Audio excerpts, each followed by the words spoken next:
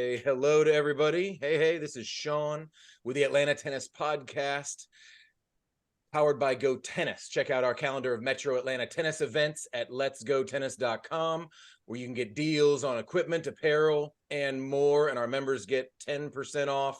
But that free membership, I am reliably informed, is going away soon. So you might want to get a premium membership. It is affordable. It's $50 a year. You can probably find a deal. We'll have Dave send out an email with maybe giving his people a super awesome discount. We might have Noel do the same thing. I know we got a few others offering discounts for our membership, but the membership gets you Buyers Club style discounts. If you buy one of our bundles online, you already save your $50. We save you more than that. You can pay for your year right there with the Technifiber bundle that we have going on, and some really nice Lacoste shoes at a pretty good discount. We are competing with some of the Black Friday deals, but hey, we do this all year long, so you can find us again in February, where you won't find those black deals again in February.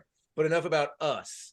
Let's move on to what we're doing today. Today is where I am usually talking to Dave Matthews about how to choose the right junior tennis academy. And we have a special guest today, Noel.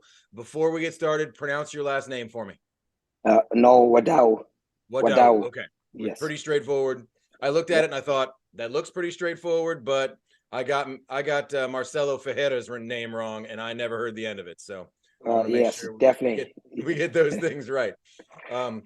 So Dave and I have known each other a long time, and we talk about how to choose the right tennis academy, because there are lots of them out there.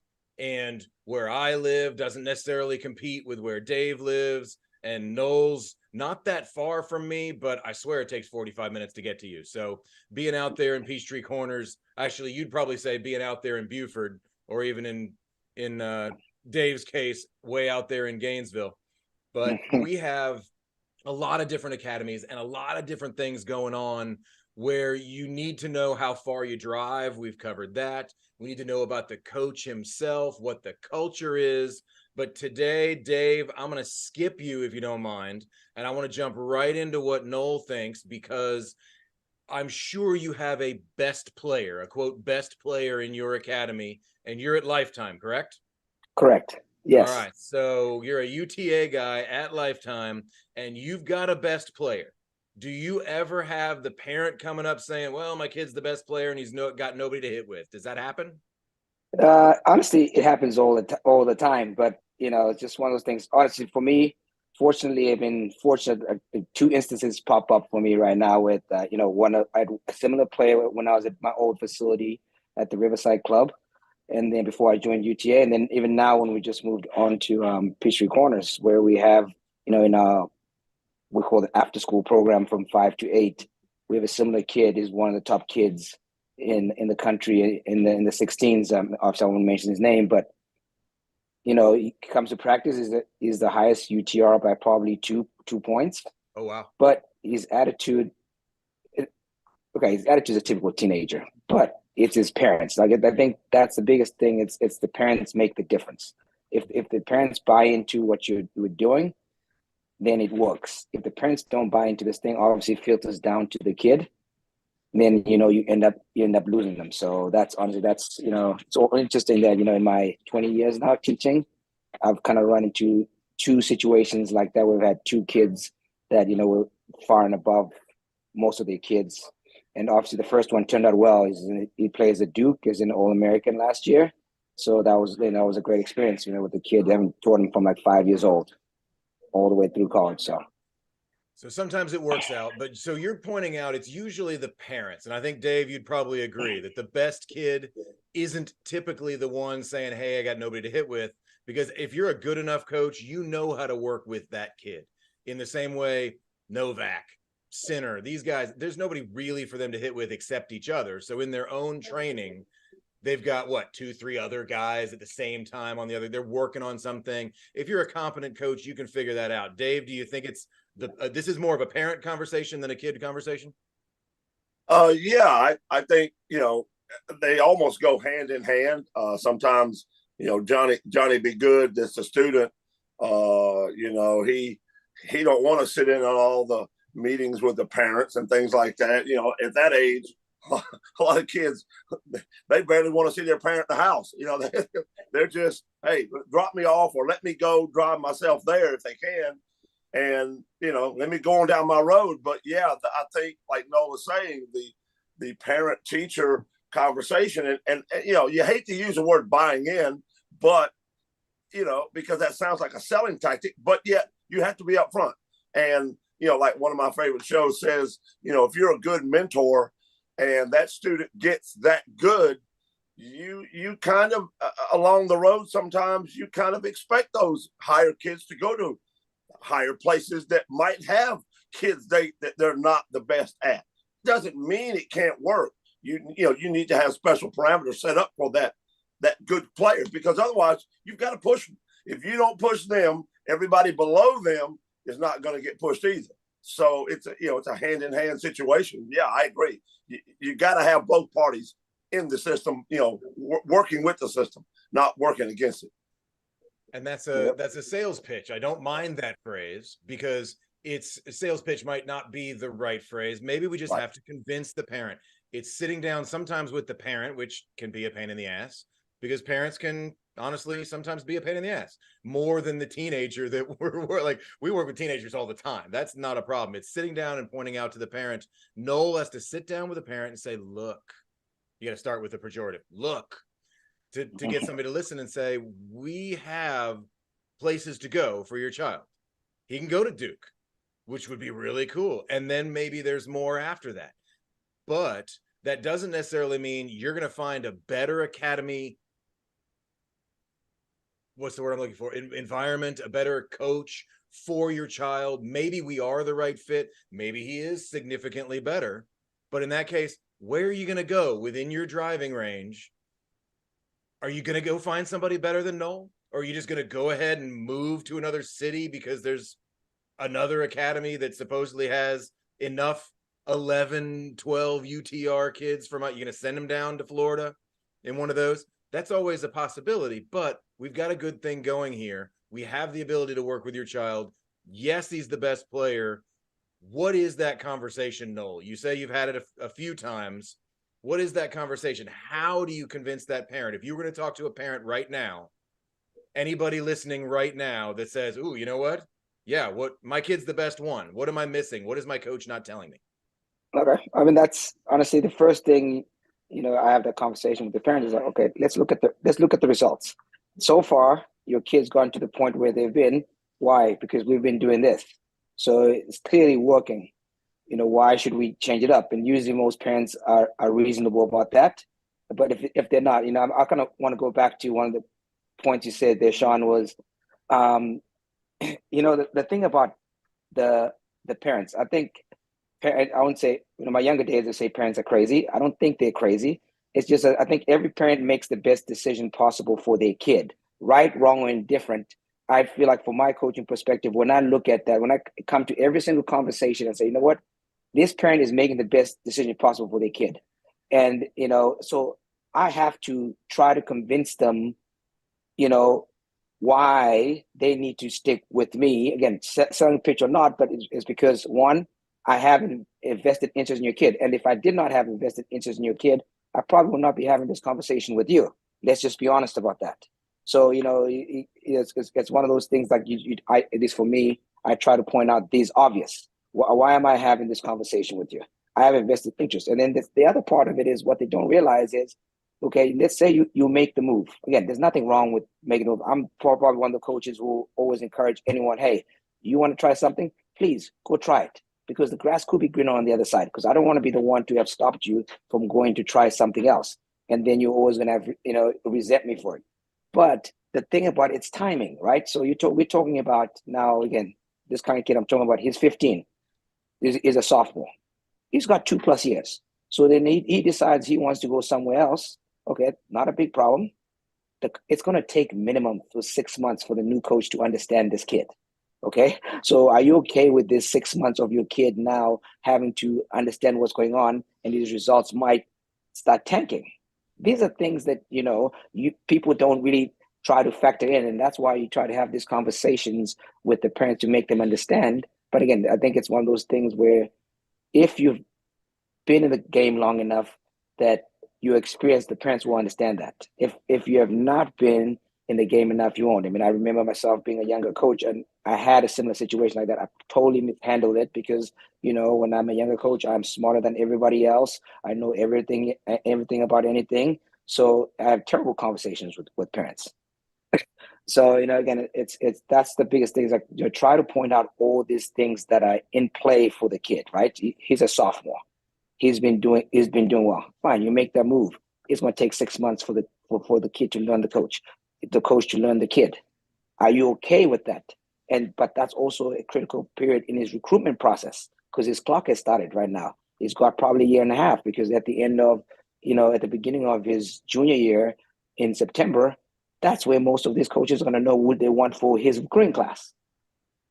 So it's always like, I think timing is also important about when they make these things. Now, if the kid is 10, 11, 12, 13, fine. I don't think you're going to hurt them that much for making changes. But I think once you get to that point of 14, 15, you really have to be careful about those type of changes. Yeah, that makes me think of Dave had a story of a parent that kind of snuck out of his academy. I don't know if snuck out is the right phrase, but all of a sudden it's just like, oh yeah, we're leaving. And I just also don't think that's a good idea. Be transparent as a parent. It's not much from any teacher. You wouldn't just yank your kid out of a class and stick them in another one without trying to figure out what's going on, or at least having that conversation with the teacher. So in this case, we are that teacher, we are that mentor, and you come in and say, hey, look, we're thinking about making a change. It's not necessarily a negotiation because I don't think anybody's coming in wanting $20 off their lessons. It's just, hey, I need to figure out what's best for my kid. I'm not feeling it right now. Dave, you had somebody that kind of just went away and didn't have the guts to talk to you. And I think I want to have you share a little bit of that story because that's about making that switch. Maybe not directly related to being the best player, but talking and having that conversation with the coach to give the parent the confidence. Just talk to your coaches. We know what we're doing. We've had this conversation before, right? We're not going to just tell you whatever it takes to stay because we're better than that. Yeah, I think, the story did happen that way. I actually had gone down to watch the person, play in a tournament with several other kids, all kids at the same tournament, and showed up there and watched all of them play pretty much probably from about 9 till about 2 in the afternoon, watching different kids at different times and things like that. And, a couple of the parents were there and, they say, hey, and I do my thing because, I know no will laugh when I say this, I don't like it when I go to a tournament and I'm sitting there watching, there might be a couple of kids playing 2 or 3 courts apart from each other and I'm focusing on both. And I know the score on both the matches, but what I'm really looking at is it the flow. Are they controlling? Are they up? Are they down? And are they controlling the situation from where they are? And to do that is I don't say it's not easy or hard. It takes some focus. It really does. And I'm not the scoreboard. Don't come up behind me every 3 minutes and ask me what's the score on Shaun's court. And then turn around and have Noel's parent come up and go, hey, what's Noel's score? And all of a sudden, and I remember back when we were down in Macon a few times, with you guys, I almost wanted to wear a shirt. I am the coach, not the scoreboard. And people come up to me, don't ask me to score. I don't care. I care, but I don't care. And so anyway, all this went on. And then I think the next day, I couldn't get down to the tournament, and I just happened to, I'd eat lunch with a couple of the parents occasionally. I'll email them or text them and say, hey, you feel like eating dinner or lunch or something if I'm in your direction. And I was coming back by, I think it was during the BB&T tournament, the Atlanta Professional Tournament, and I watched Taylor Fritz play down there, one of my good friends' son, and I happened to be rolling up 85 coming back home, and I texted this parent. And I said, hey, I'm coming home. I hadn't had anything to eat for a while. Would you like to get some late afternoon lunch or early dinner or whatever? Yeah, let's go. And get over there. And he alerted me that we're leaving. And I was like, what? I just talked to you yesterday for 6 hours. I don't get it. And, you know, I guess through all that, I learned that, you know, some parents, you know, whatever, can't face the music, can't be honest, you know, in face-to-face conversation. They got to, you know, and literally it was like, you know, the other half of that parent, you know, sent him to send me the word. And I was like, my gosh, it was that hard for you to tell me? Am I walking around with like an axe on my shoulder or something? I don't get it, you know? So, and being approachable, Dave, being approachable is one thing as a coach. And as you guys being academy coaches, you're going to be at tournaments periodically. You're going to be around these kids. You're going to be around the parents. You need to be approachable in that way. But also the parent needs to understand, get a backbone and walk up and talk to the coach if you've got issues, if you've got questions, because we also want what's best for your kid. If you've got the best kid in academy and that's your complaint, or the drive's killing you, or some other coach came up and sold you the great thing that's going to be next, come talk to me. Just talk to me about it, because if it's the right thing, I will help you make that decision.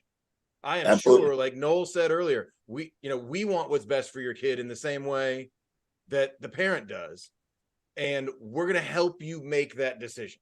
I do it with just little things. Like before you go buy a new racket, oh my God, please stop buying rackets without talking to your coaches. Just forget everything else we've talked about. If you get one thing out of this conversation, and stop going to Walmart. I had a kid, we bought it from a sporting goods store. I'm like, you spent $12. Are you kidding me? Okay, sorry. My rant is over. But come to the coach, have the conversation. We work with kids, especially at academy. We work with kids. We are approachable. Noel, what's your go-to when you can kind of, do you ever have that feeling like the parent isn't happy or the kid isn't happy? Are you actually able sometimes to even go to the parent, sit down and go, hey, we're good, right? Have you ever done that? Yeah. Oh, I do that all the time. And I enjoy that game nowadays. You know, so I had a recent young man that's been coaching, and it's got a similar situation. You know, next thing, you know, you think everything is okay. But again, you start to see the signs, right? As a coach, especially when you're dealing with the player all the time. If you're constantly in communication with the player all the time, and your communication starts to diminish slowly but surely, that's clearly an obvious red flag. You know, they usually say the ladies see it better than us, but as a, you know, I like to say these things are obvious, and so you kind of know, and then you're checking in with the player, and then they're leading you on. But again, I know it's a hard conversation to have with the player. You know, again, I guess my advice, you know, to parents on this, because, you know, now luckily for me, they have of two things, right? As a coach, and I have two young girls that play in the junior tournaments. They're not very good. They're average players, but they enjoy the game, which is most important. But you know, I say, look, the most honest thing I can tell you as a tennis coach is, if you look at the history of junior players and the right academy, the best players hardly ever leave an academy. It's always what I call the mid-majors that leave. There's always, there's always some mid-major not happy somewhere. So, you know, I've gotten to a point where, okay, fine, you know, if the mid-major's not happy, they'll move. Guess what? I'm going to get another mid-major next week from somewhere else. And the interesting thing about the mid-majors, what I call them, is most of the time is, if you look at it again, this is just from my kid perspective. I have this firsthand. Define mid-major for anybody listening. Okay, so the mid-major in tennis is the kid that's on the cusp, right? Not the best kid, not the worst kid. They're in the middle, you know. Okay. So you call them, you know, in recruiting ones, you know, the 3 stars, gotcha. There's 3-star type of players, and you know, those players most of the time, again, this is like my daughter. She literally went for 9 months without winning a single tennis match. Played tournaments 9 months without winning one match. Now, knowing that, her coach would have been fired. But luckily, I'm a coach, and I know, hey, I ask her, what's going on? What are you working on? I ask the coach what they're working on. I go watch the matches. She is not doing anything the coach is telling her. And I keep plugging her into tournaments. She's not doing things she's been doing. But eventually there's going to be a point where something is going to have to give, right? It's either she's going to trust the training or she's going to have a tough time with losing and quit. And so it's one of that, and those are the situations where I say that to parents is like, before you make these rash decisions about leaving a place, you really need to understand whether your kid is doing exactly what the coach is telling them. Now, if they are and things are not working, okay, fine, have that conversation with the coach. But if they're not, I mean, I think that, so again, I guess my point is everybody has a job to do. And sometimes I feel like not everybody is doing their jobs well, and the easiest person to get canned is the coach. Yeah, the buck stops with you. The buck stops with us and said, hey, you know what? The coach is obviously the problem. It has nothing to do with my kid's work ethic or my giving them the bad advice in his ear. It has nothing to do with me as a parent. It has everything to do with the coach. And clearly, if we go find the new coach, everything's fixed, right? Correct. So that's the parent that we don't enjoy. But again, a lot of the conversations we want to have is toward that parent, is toward any junior parent that plays. I like Noel's point of view. He's a tennis coach. Every tennis coach, maybe in the back of our mind, says our kid's going to be great at tennis. Dave, I don't think any of your kids even play tennis. I think they were volleyball, right, Dave? Volleyball, yeah. Yep. My niece, I'm like, oh, I got a niece. All right, I can go turn her into a tennis. Nah, she didn't care for tennis. It wasn't a big deal. But even Noel says they enjoy the game. That's our point. Now, if you're the best player and you think you're going places, then you got to have that conversation with your parents. You got to trust the coach to know what's best for you, and at least if they don't know, be able to help you figure that out. Right. And that's the thing. Do you trust Coach Dave? Do you trust Coach Noel? Do you trust me? Do you trust Coach Shaun and say, hey, you know what? I don't know if this is the right fit, but am I missing something? Because it's possible that a little change is say, oh yeah, you know what? I've been meaning to talk to you, and your Walmart racket needs to, or whatever it is, that we need to make that little bit of change that I had on a list. I said, I wanted to invite a kid to the next level. And as I was typing out the text message, the parent said, hey, we're thinking about taking a break. Well, hang on, wait, no, don't go, wait. Because I also found out that part of the reason they were wanting to take a break is because they didn't feel like the next level, they weren't quite getting there. So they wanted to see some of that next movement. And maybe that's it, Noel. Maybe sometimes there's nowhere for that. If you're on the top court and you're always on the top court, there's no obvious view of where to go. Right, yeah. Dave, you're on court 3 instead of court 1, or court 12 instead of court 1. And there's no, well, he's next thing. Hey, little Johnny, you're headed toward court 1 of this group, or is it actually the next group? And if you don't have a next group, they start looking for a next group somewhere else. So guys, I really appreciate it. And I'd love to come back and do it again. This is valuable conversations, but would you guys agree? Just talk to your coaches, talk to the Absolutely player, have a conversation, come to us and say, hey, I'm not happy, or hey, what's next? Or my kid's a 12 and everybody else is a 10. I'm like, well, okay, but good luck finding another academy with a bunch of 12s. So understand also what's out there. If you're already working with Noel in a UTA program at Lifetime, you're in a good spot. So there's not a lot of steps up from there. Or if you're targeting that smaller, more personal academy conversation, working with somebody more like Dave. Hang on, where's Dave? Dave's over there in my view, this way. But in that case, it's a conversation. Have the guts. Hey, parents, have the guts to come talk to us. And that's really what it is. Because if your kid needs to go somewhere, we also probably know that. 100%. Yep. We know that. And you know what? There are other kids that are going to come in, the mid-majors, as Noel says, to fill in the revenue that we might lose from your best player. So It's not always a business decision for the coaches. it is more often than not what's best for the player. So, guys, I appreciate the advice. I appreciate your expert help. And let's do it again sometime. Dave, I will see you next week. Noel, we will follow up. At some point, we'll have to come out and visit your academy and see what that looks like. Thanks, guys. Thanks for having me. I appreciate your Noel. time.